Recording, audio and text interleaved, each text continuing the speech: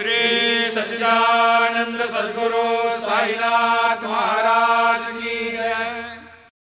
சாய் பக்தர்கள் அனைவருக்கும் அன்பான வணக்கங்கள். ஸ்ரீ சீரடி சாயி சகஸ்ரநாமாவளியின் விரிவுரை கேட்டுக்கொண்டிருக்கிறோம். அதில் தொடர்ந்து 881வது நாமாவளி. சஜ்ஜன மானச வியோம ராஜமான சுதாகராய நமக. சான்றோர்களின் மனமாகிய வானத்தில் ஒளிரும் சந்திரனாக அமிர்தம் பொழிபவருக்கு நமஸ்காரம். 882வது நாமம் சத்கர்ம நிரதாய நமக. நற்செய்கைகளில் சதா மூழ்கியிருந்தவருக்கு நமஸ்காரம். 883வது நாமம் சத் சந்தான வரப்பிரதாய நமக. நல்ல பிள்ளைகளை பெற்றெடுக்கும் வரமளிப்பவருக்கு நமஸ்காரம். குணவதியான தாரமும் சத் சந்தானமும் அமைவது வாழ்க்கையின் மிக பெரும் பாக்கியமாகும். ஒரு மனிதனின் வாழ்க்கையில் அமைவது அனைத்துமே அவனது பூர்வ ஜென்ம சுகிருத்தங்களையும் துஷ்கிருதங்களையும், அதாவது நல்வினை தீவினைகளை பொறுத்தே அமைகின்றன என்பது பொதுவான விதி. ஆயினும் மனைவி மக்கள் விஷயத்தில் இவ்விதி பெரும் சக்தியுடன் செயல்படுகிறது என்பது நிதர்சனம். மக்கட்பேறு இல்லாததால் ஏதோ ஒரு குழந்தையை தத்தெடுக்கும் பணக்காரர்கள் எத்தனை பேர்? தத்தாரி மகனையோ மகளையோ பெற்றெடுத்ததால் படுத்தால் நிம்மதியாக தூங்க முடியாத கோடீஸ்வரர்கள் எத்தனை பேர்? பெறத்தகுந்த பேறுகளில் அறிய வேண்டியவற்றை அறியும் நன்மக்களை பெறுவதைத் தவிர மற்ற பேறுகளை யாம் மதிப்பதில்லை என்கிறார் திருவள்ளுவர். 884வது நாமம் சத்யவிரதாய நமக. சத்தியத்தை விரதமாக கொண்டவருக்கு நமஸ்காரம். இந்த நாமம் ஸ்ரீ வெங்கடேச சகஸ்ரநாமாவளியிலும் உண்டு. வாய்மையும் அஹிம்சையுமே இந்து மதத்தின் உயிர் மூச்சு. அஹிம்சையை பொறுத்தவரையில் தனி மனிதருக்கு அவர் வாழ்வில் இருக்கும் நிலைக்கும் செய்யும் தொழிலுக்கும் ஏற்றவாறு இந்து தர்ம சாஸ்திரங்கள் நெளிவு சுழிவுடன் பல படிகளையும் கிரமங்களையும் விதிக்கின்றன. உதாரணமாக, இல்லறத்தார் அக்னியை தொடலாம், அடுப்பு மூட்டி சமைப்பது முதல் பலவிதமாக உபயோகிக்கலாம். ஆனால் ஒரு சந்நியாசி அக்னியை தொடவே கூடாது. தற்கால சந்நியாசிகளில் சிலர் குத்து விளக்கேற்றி மங்கள காரியங்களை தொடங்கி வைக்கின்றனர். இது சாஸ்திர விரோதமான செயல். ஒரு சத்திரியன் தன்னுடைய தேசத்து மக்களை காப்பாற்றவும் தேசத்தை பெருக்கவும் போரிடலாம், உயிர்கொலை செய்யலாம். பிராமணர்கள் எக்காரணம் பற்றியும் உயிர்க்கு இன்னா செய்யக்கூடாது. அஹிம்சையை இவ்வாறு நெளிவு சுழிவுடன் விதித்த இந்து மதம் வாய்மையை எல்லோருக்கும் ஒரே மட்டத்தில் விதித்திருக்கிறது.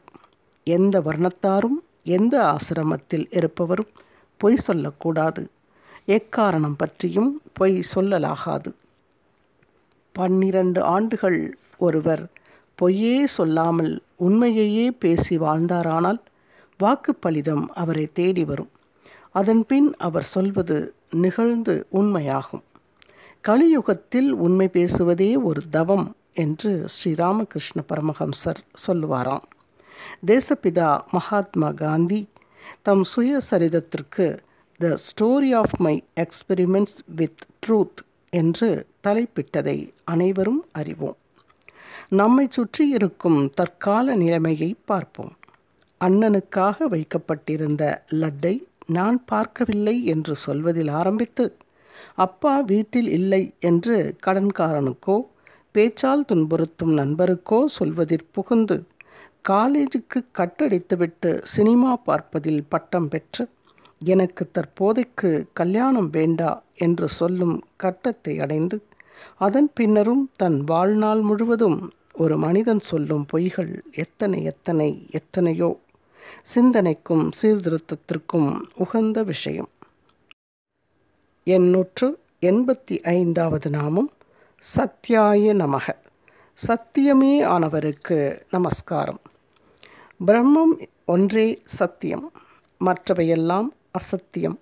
இந்த கோணத்தில் நோக்கினால் முழுமுதற் பொருளுக்கு நமஸ்காரம் என்றும் இந்த நாமத்திற்கு பொருள் கூறலாம்.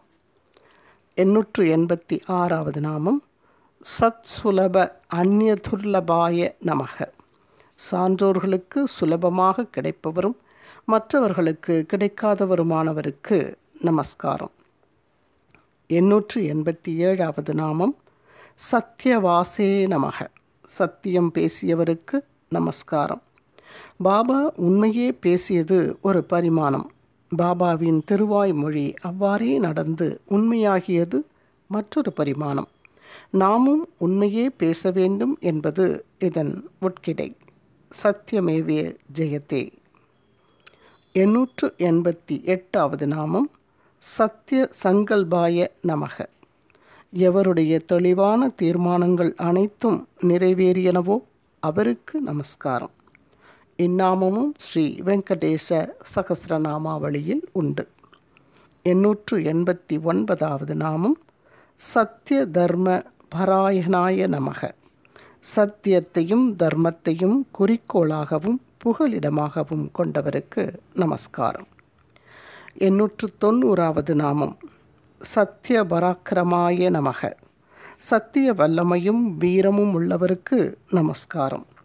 சத்தியத்தை அடிப்படையாக கொண்ட வல்லமை, வீரம், மேலாண்மை, இறைமை இவற்றை உடையவர் என பொருள் கொள்ள வேண்டும். 891வது நாமம் சத்ய திரஷ்ட்ரே நமக. சத்திய பார்வை உடையவருக்கு நமஸ்காரம். சத்திய நோக்குள்ளவர், சத்தியம் காண்பவர், இறை தரிசனம் பெற்றவர் எனவும் பொருள் கொள்ளலாம். 892வது நாமம் சனாதனாய நமக. பழமையானவருக்கு என்றும் நிலைத்திருப்பவருக்கு நமஸ்காரம். இந்நாமமும் ஸ்ரீ வெங்கடேச சகஸ்ரநாமாவளியில் உண்டு.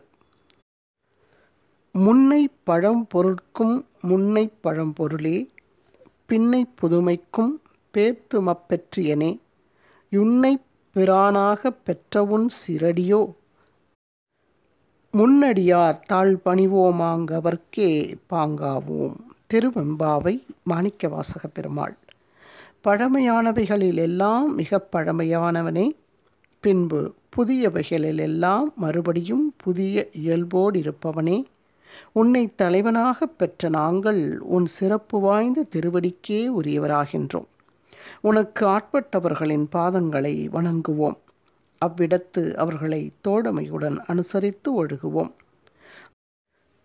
திருவாசக விளக்க உரை பூஜ்ய ஸ்ரீ சுவாமி சித்பவானந்தர்.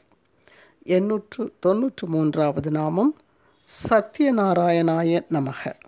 சத்யநாராயணருக்கு நமஸ்காரம்.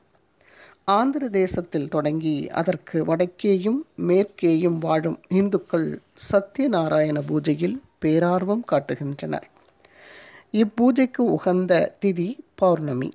தெலுங்கர்களும் கன்னடர்களும் விவாகமான பிறகு கணவனும் மனைவியுமாக சேர்ந்து செய்யும் முதல் பூஜை சத்யநாராயண பூஜையாகும். பீமாஜி பாட்டில் பாபாவின் அருளால் க்ஷயரோக நிவாரணம் பெற்ற பிறகு சத்யநாராயண பூஜை செய்யும் பாணியிலேயே சத்திய சாயி விரத பூஜையை ஒவ்வொரு வியாழக்கிழமையும் சிறப்பாக செய்து கிராமத்தின் முன்னோடியாக விளங்கினார் என்றும், அவரை பின்பற்றி பலர் சத்யசாயி விரத பூஜையை செய்தனர் என்றும் அருட்கவி கோவிந்த ரகுநாத தபோல்கர் விவரிக்கின்றார். தமிழ்நாட்டில் சத்யநாராயண பூஜை பிரசித்தமில்லை. தேசாசார வித்தியாசங்களில் இது ஒன்று. குறையாக கருதலாகாது. 894வது நாமம் சத்ய தத்துவ பிரபோதகாய நமக. மெய்ப்பொருள் சம்பந்தமான தத்துவங்களை சிறப்பாக போதித்தவருக்கு நமஸ்காரம். சத்திய தத்துவம் இச்சொற்றொடருக்கு இங்கே கடவுள் தத்துவம் என்று பொருள் கொள்ளுவது சிறப்பு. 895வது நாமம் சத்புருஷாய நமக. சத்புருஷருக்கு நமஸ்காரம். சான்றோனாகிய ஆண்மகனுக்கு நமஸ்காரம். வேதங்கள் 4லும் இடம்பெறும் புருஷ சூக்தம் துதிப்பாடும் புருஷர் பெருமாள் என்று பொருள் காண்பது சிறப்பு. 896வது நாமம் சத் ஆசாராய நமக. நல்லொழுக்கம் மிகுந்தவருக்கு நமஸ்காரம். 897வது நாமம் சதா பரஹிதேரதாய நமக.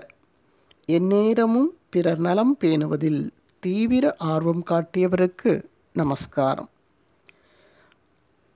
இந்த நாமத்தில் நமக்கும் ஒரு பாடம் உண்டு. மக்கள் சேவையே மகேசன் சேவை.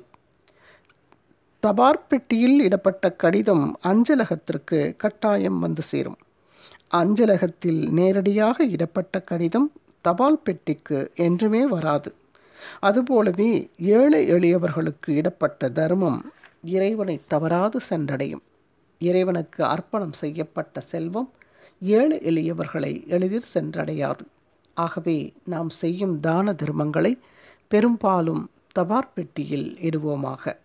சமய சொற்பொழிவுகளில் திருமுருக கிருபானந்த வாரியார் அவர்கள். நடமாடக் கோயில் நம்பர் கொன்றியின் படமாடக் கோயில் பகவர் கதாமி என்கிறார் திருமூலர். 898வது நாமம் சதா ஷிப்த நிஜ ஆனந்தாய நமக. எந்நேரமும் பக்தர்களின் மேல் பார்வையால் மெஞ்ஞான ஆனந்தத்தை வீசி அருளியவருக்கு நமஸ்காரம். 899வது நாமம் சதா ஆனந்தாய நமக. எந்நேரமும் ஆனந்தமாக இருந்தவருக்கு நமஸ்காரம். பகவான் ஸ்ரீ ரமணரின் திருவாக்கின் பிரகாரம் மனிதனின் உண்மையான சுரூபம் ஆனந்தம். எப்போதும் தன்னை அறிந்த நிலையிலேயே இருந்ததால் பாபா சதானந்தர் என இங்கே சுட்டப்படுகிறார். சாயி பக்தர்களும் எந்நேரமும் ஆனந்தமாக இருக்க முயல வேண்டும் என்னும் அறிவுரை இந்த நாமத்தின் உட்கிடை. ஆனந்தமே பிரம்மம் உபனிஷத்த வாக்கு. 900வது நாமம் சத்குருவே நமக. சத்குருவிற்கு நமஸ்காரம். பக்தனிடம் அபரிமிதமான வாஞ்சை காட்டும், நல்வழி நடத்தும், ஆன்மீக வாழ்வில் படியேற வைக்கும் நல்லாசான் பாபா. சிஷ்யன் திட சங்கல்பத்துடன் தேட ஆரம்பித்தால் சத்குரு அவன் முன் தோன்றுவார், அல்லது எப்படியாவது சிஷ்யனை தம்பால் இழுத்து கொள்வார். பூஜ்ய ஸ்ரீ நரசிம்ம சுவாமிஜியே இக்கூற்றுக்கு மிகச் சிறந்த பிரமாணம் அல்லரோ? முறுக்கு மீசை புலவர் இவ்விஷயமாக என்ன சொல்கிறார் என்று பார்ப்போம்.